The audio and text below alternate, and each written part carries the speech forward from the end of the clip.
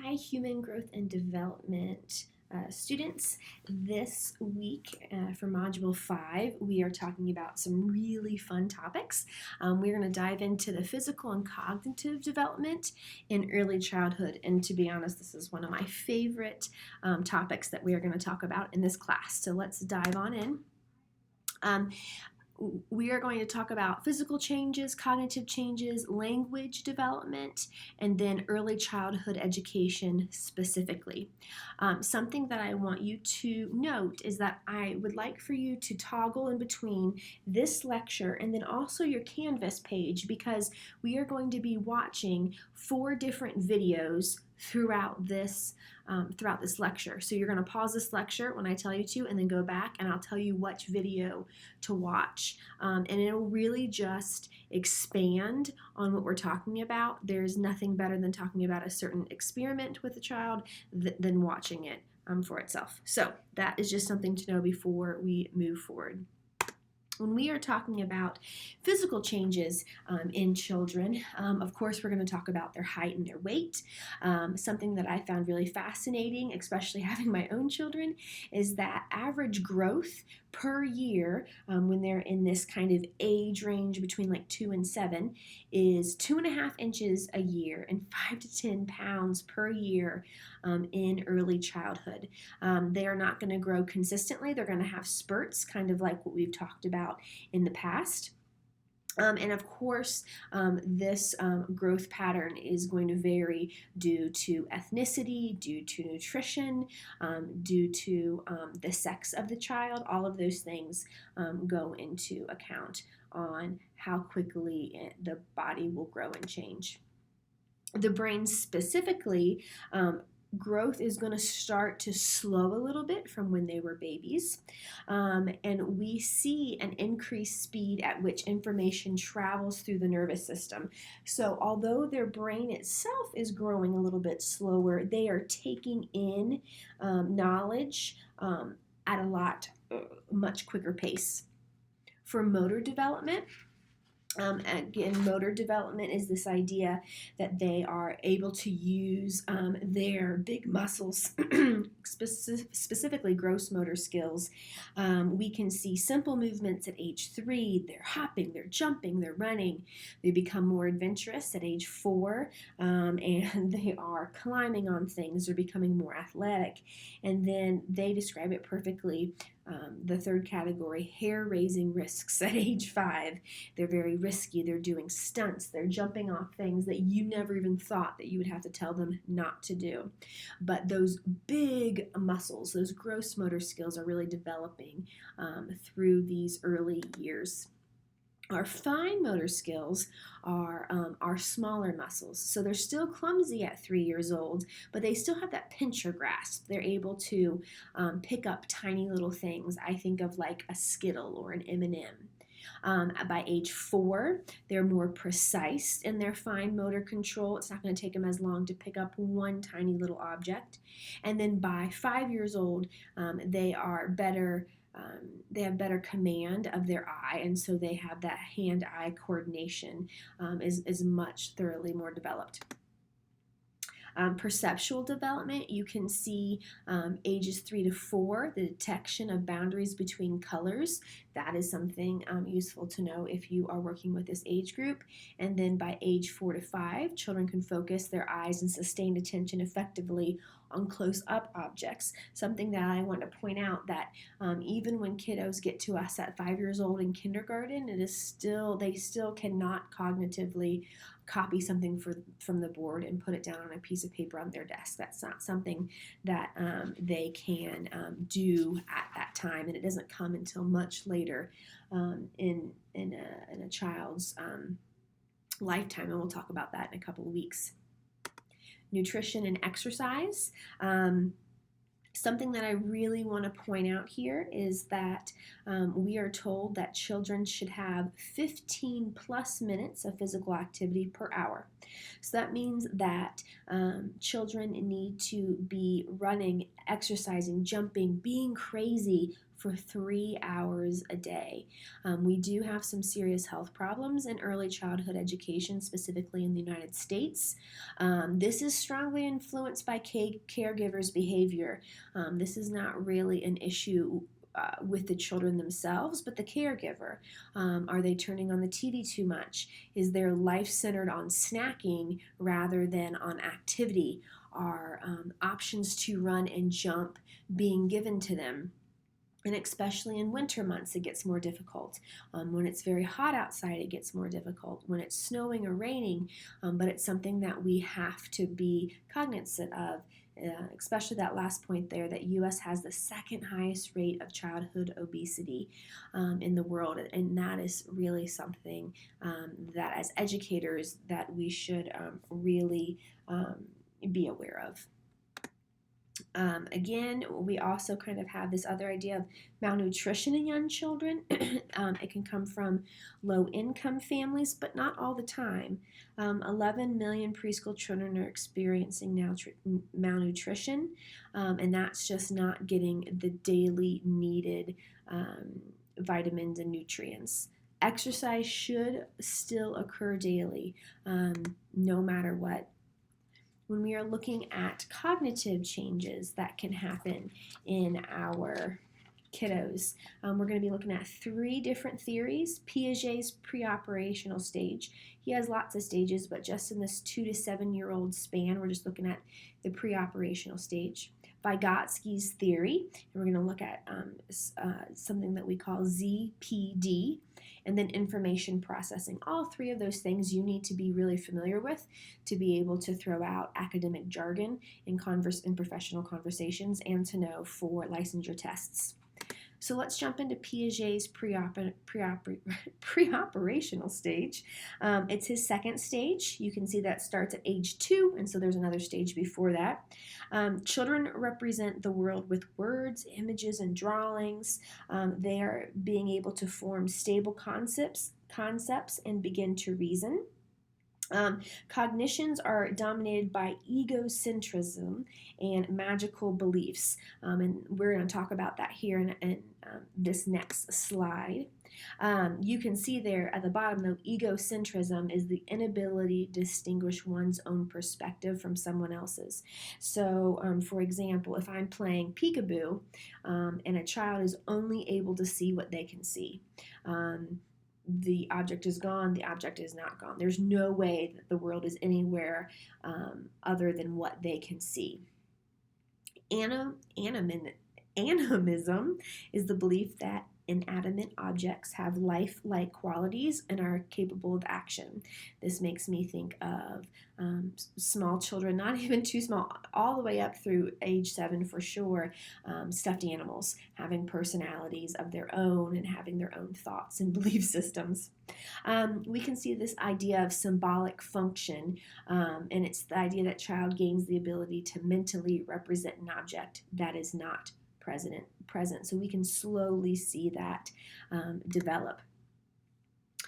We can see that there's kind of an intuitive thought substage in this stage of preoperational thought, and it's the idea that children use primitive reasoning and want to know the answers to questions. They really start to ask a lot of questions, and that really happens starting at about 4 years of age.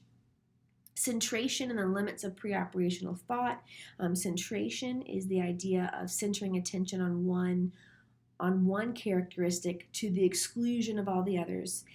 So you are just focusing on that one thing, not thinking about anything else, even if it doesn't make sense. And then conservation is altering a substance's appearances, and it does not change its basic properties. I want to show you a really good example of conservation. And so at this time, I want you to toggle over back to Canvas, and I want you to watch the conservation video, and it's going to show you Piaget's idea that if I have a tall cylinder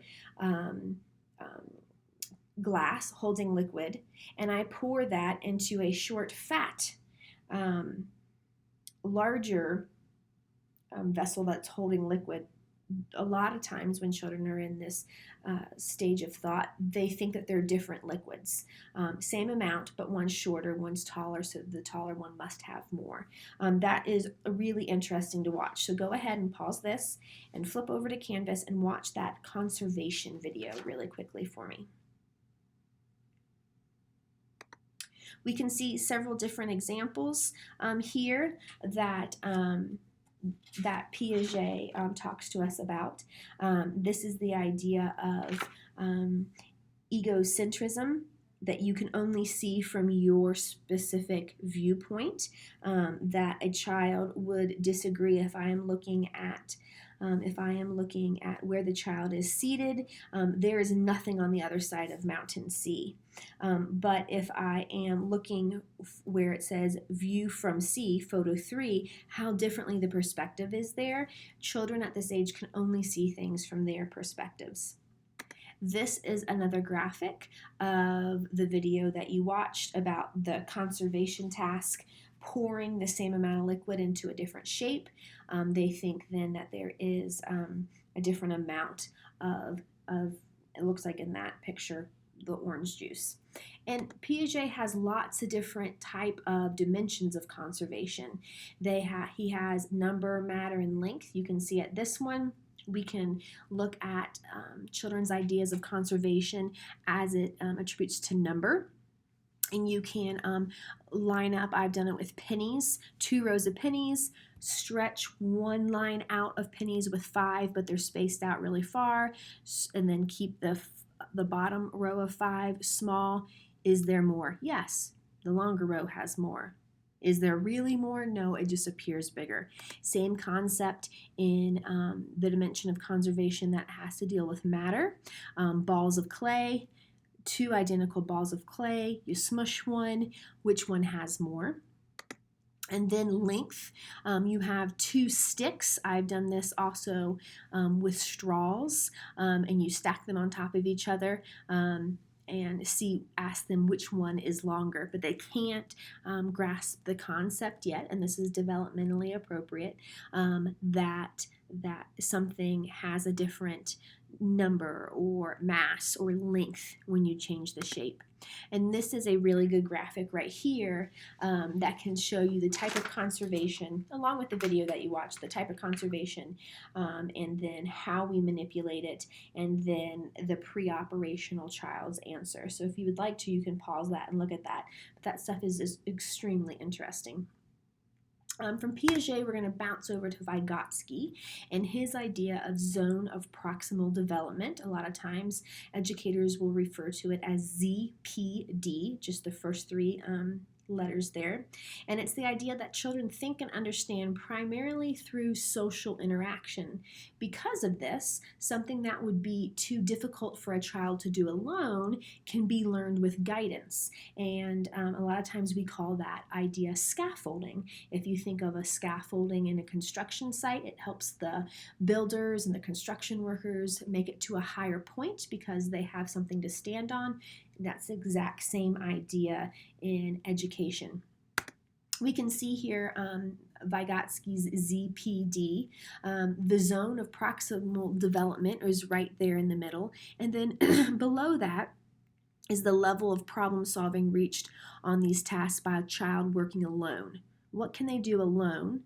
And then at the top there, the upper limit, level of additional responsibility child can accept with assistance of an able instructor. So we can see that a child's ZPD, the zone that they can understand things in, is raised by someone sometimes referred to as a more knowledgeable other. And that can be a child, it can be an adult, it can be a brother or sister, it can be a peer, just someone who in that particular concept knows more and can offer guidance.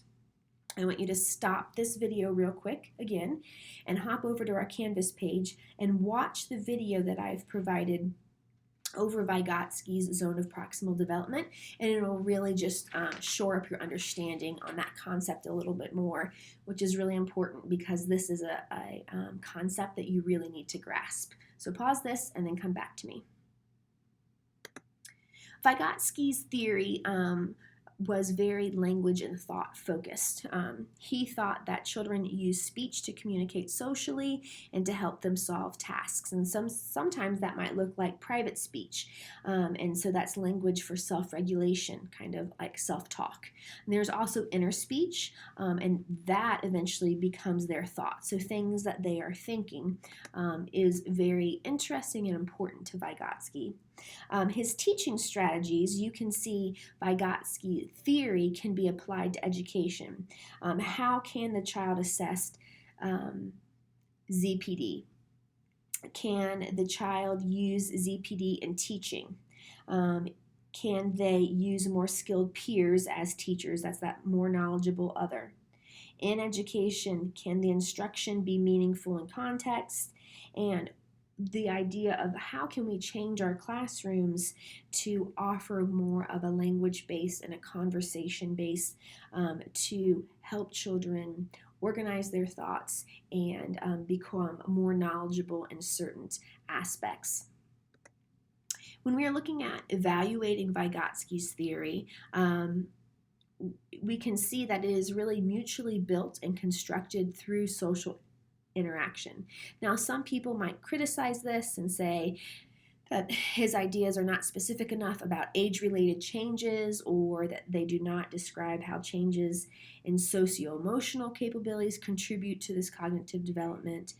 Some would say that he's overemphasized the role of language in thinking, and all of those things are said, but we can see by watching children in classrooms or in homes or daycare settings, anywhere that there are kids, that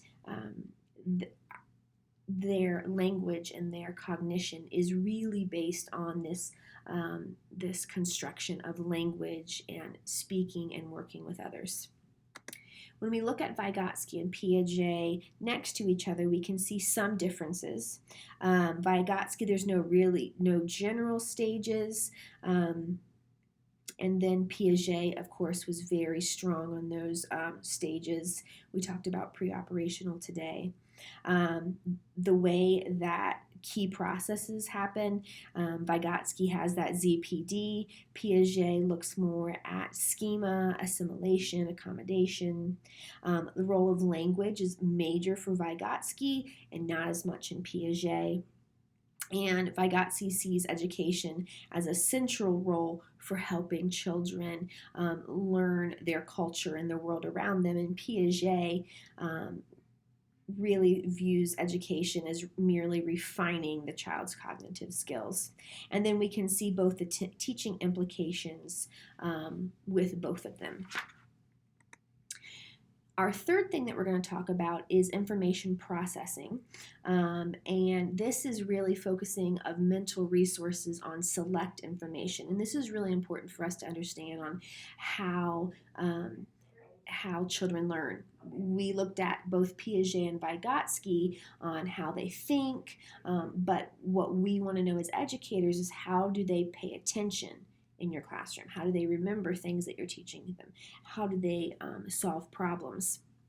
So we can see that sustained attention, which is essentially focused and extended engagement in the classroom, and we can see there are certain deficiencies in attention that children might have. The idea of salient versus relevant dimensions. And this is the idea that children remember things that stand out a little bit more. They'll remember something on a TV show that's flashy more than if their parent were to send the same message to them. Planfulness of attention, the idea that a lot of times children are very haphazard in trying to remember things. They haven't developed tools to help them remember things yet.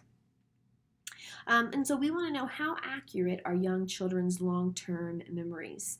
There are age differences in children's susceptibility to suggestion, and so the idea that they'll believe anything that they're told.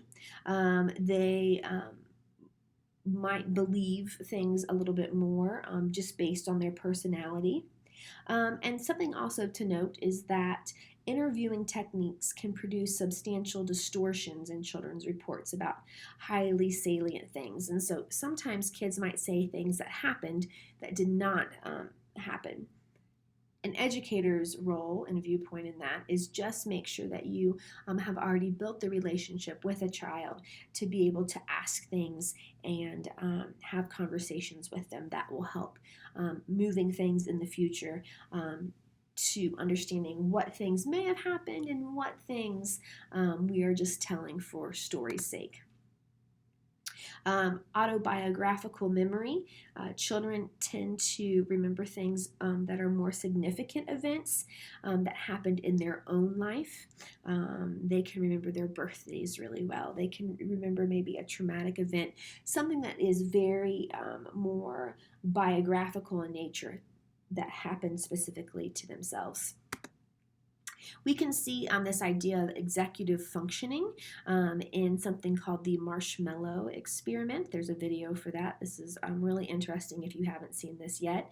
But executive functioning is just the idea of managing one's own thoughts, being able to use self-control. And this is really important starting in those early years all the way through even middle school and high school. Can you engage in goal-directed behavior and self-control? It is very important for humans to do that, not just children. And so what I'd like for you to do right now is pause this, and then I would like for you to go watch the video called the Marshmallow Experiment. And you can see how some children will delay gratification, and then others just can't deal with that concept. It's a really fun, interesting video. When you're finished, come back to me. We see here language development, understanding phonology and morphology, changes in syntax and semantics, advances in pragmatics, and then, of course, literacy. So let's dive into these, and I'm going to make sure that you understand each one of these words. Understanding phonology and morphology. Every time that I see phonology, I think of phone, and that's the idea of a sound system of language. During preschool years, children are really sensitive to the sounds of spoken words, and they are going to produce all the sounds of their language, and they're going to repeat those things. The idea of morphology is that sounds have meaning, and so each word has a sound, and that sound has a specific meaning behind it. They will begin to demonstrate a knowledge of these morphology rules. So there's a difference if I say cat or cats. There is a difference between run and ran. All of those things they will begin to really understand.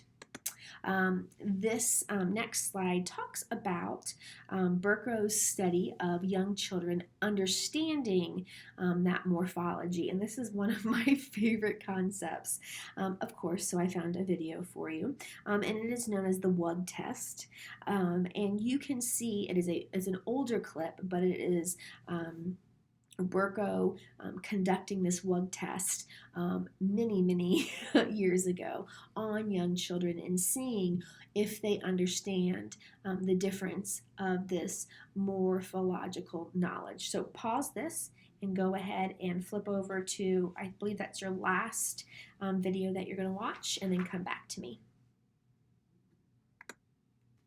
So as children grow and develop, you can see changes in syntax and semantics. Syntax is simply combining words into phrases. I can convey my meaning more if I'm going to attach a bunch of those words with meaning together. And semantics is the meaning of words in the sentences. So children are going to be able to quickly begin to do some fast mapping, and it's the process in which young children learn the connection between the word and its and what it means quickly, and they're going to be able to learn and apply rules of syntax. Now that really happens to words that they hear the most often, for things that actually interest them, and so you'll see a young child with a great knowledge of the names of dinosaurs. That's because it interests them. I do not know any names of dinosaurs because they do not interest me.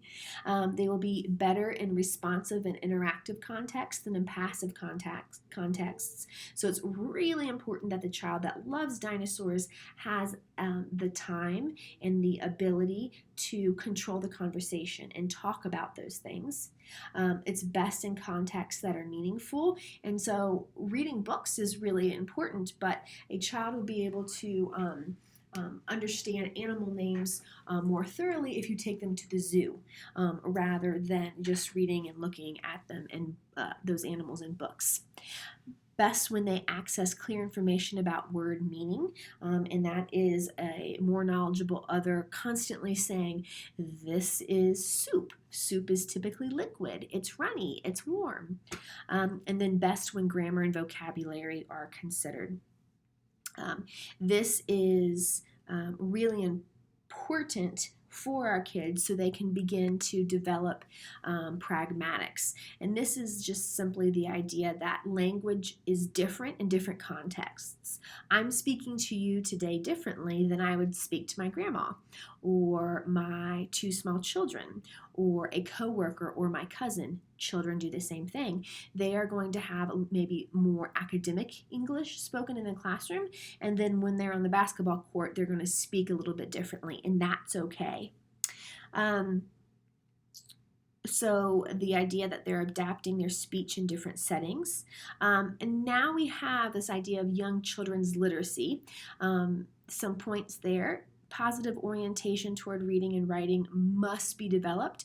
And so it's not okay for a child to say, I don't like to write, I don't write. It's the educator's job to make sure that they are giving opportunities that they find to be successful and they enjoy to learn to love reading and writing. Importance of early language skills, that phonological awareness, readiness for school, and reading achievement in high school are all linked with the ability to have those early language skills and a positive orientation towards reading and writing. When we're looking at young children's literacy, books are a valuable tool, but so is conversation, and so is questions on both sides. Adults asking kids questions, and it's really important for us in turn to encourage the children to ask questions about story. And then this can include books that play with language. The first thing I think of is like an Amelia Bedelia. When we are looking at early childhood education, there are many variations in early childhood education. And there's education for young children who are disadvantaged. And of course, there are controversies surrounding this. There are a couple different things there. Project Head Start is something that we've had around for several decades. It's a program that's compensating for children in low-income families that might not have experiences that other children may have. And it's the opportunity to acquire the skills and experiences important for them to be successful at school. There are some controversies, of course, surrounding early childhood education. What should the curriculum look like? Should there be a curriculum, or should play and language become more natural in the classroom? There's an idea of universal preschool education. Should all children go to preschool? If so, why? What should it look like? And then we see these variations in early childhood education. We see child-centered kindergarten, education when we are educating the whole child, and that really speaks about educating them physically, cognitively, and their socio-emotional development. And then we see down there Montessori approach. And that is when the child is given freedom and spontaneity in choosing activities and developing cognitive skills. And then we have our last one here, developmentally appropriate and inappropriate education, DAP, developmentally appropriate practices, typically development patterns of children and the uniqueness of each child is something that is spoken about. And then we can see generalizing about developmentally appropriate education is challenging, and of course, education is constantly evolving and changing, and we are very cognizant now of sociocultural factors. They are now taking more importance, which is bettering our education that we are giving our students. And then consideration about teachers' involvement. Are you a trained conductor in your classroom? Are you the one with all the knowledge? Are you just the one that shows them how to get to certain aspects of knowledge? So this was physical and cognitive development in early childhood. I find these things very exciting. I hope you did too. If you have any questions, comments, or concerns, please email me at any point, and I look forward to reading your observations and reflections.